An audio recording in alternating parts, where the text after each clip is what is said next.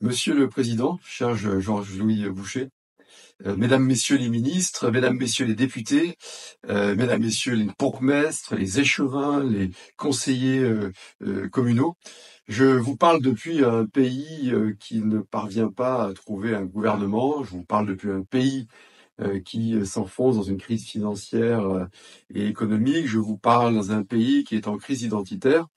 Et je ne vous parle pas depuis la Belgique, je vous parle depuis votre voisin français, pour vous adresser bien sûr tous mes encouragements dans le contexte que nous connaissons dans nos deux pays respectifs et faire valoir une pensée qui est la seule en mesure de redresser nos nations, de redresser nos nations par la liberté et par son corollaire qui est la responsabilité, qui sont les bases de la dignité humaine. Je connais vos propositions.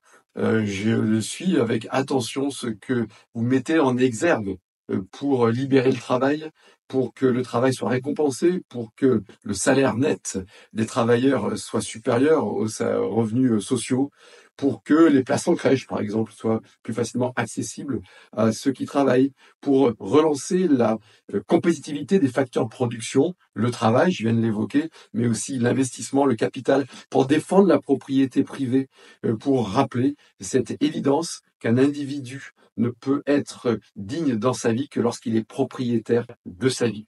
Cette pensée, nous la partageons. Cette pensée, nous devons la faire progresser, la faire prospérer en Europe, car il y va de l'intérêt, de la prospérité de notre continent. Il y va de l'intérêt, de l'intégrité de nos pays respectifs et de nos nations. Il y va tout simplement d'une certaine vision de la politique qui soit harmonieuse et pour la paix. Dans cette perspective, vous avez eu de formidables résultats en juin dernier. Des échéances vous attendent le 13 octobre. Ce sont des échéances locales sur ce que nous appelons les municipalités, la commune. C'est pour moi l'échelon essentiel de l'action démocratique, ce que Tocqueville a appelé la force des peuples libres qui réside dans la commune, cette magnifique citation de la démocratie en Amérique de mémoire. Et je vous souhaite bien sûr un plein succès. Moi-même, je suis investi pour la chose communale depuis toujours.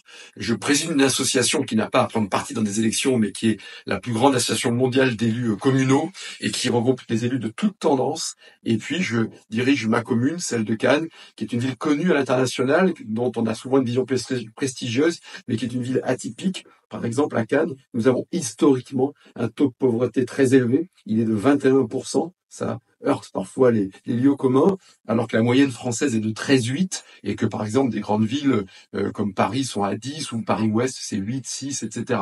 Pourquoi? Parce que c'est une ville, Cannes, qui accueille historiquement des ouvriers, des immigrés pauvres depuis le 19e siècle. Et parallèlement, c'est une ville prestigieuse où il y a aussi beaucoup de richesses.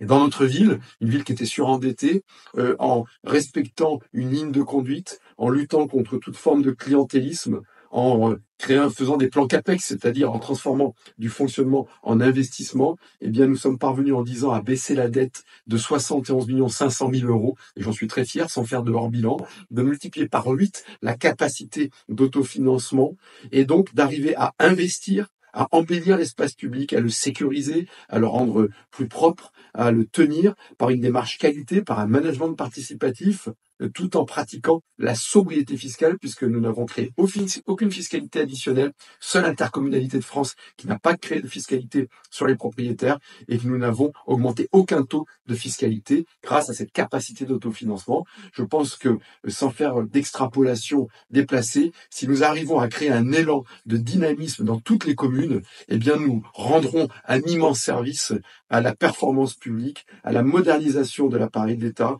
à faire en sorte que nous puissions, avec autant, voire moins d'argent des contribuables, car il nous faut baisser la pression fiscale, en tout cas en France, arriver à avoir un meilleur rendement de l'action publique, à pouvoir revaloriser le rôle des fonctionnaires, recentrer, s'agissant de l'État, sur les missions régaliennes, à pratiquer la subsidiarité qui doit être au cœur de la pensée libérale, une subsidiarité horizontale, celle qui consiste à dire que dans notre vie, on doit d'abord essayer de régler ses problèmes par soi-même, par le cercle familial, par le cercle privé, par l'entreprise, par le marché, et que lorsqu'il y a carence de l'initiative privée, et bien dans ce cas-là, la puissance publique intervient, et ensuite de façon verticale, en partant du plus proche échelon, celui de proximité, celui de la responsabilité, et en allant vers le plus haut, qui est jusqu'à l'Union européenne. Voilà quelques axes.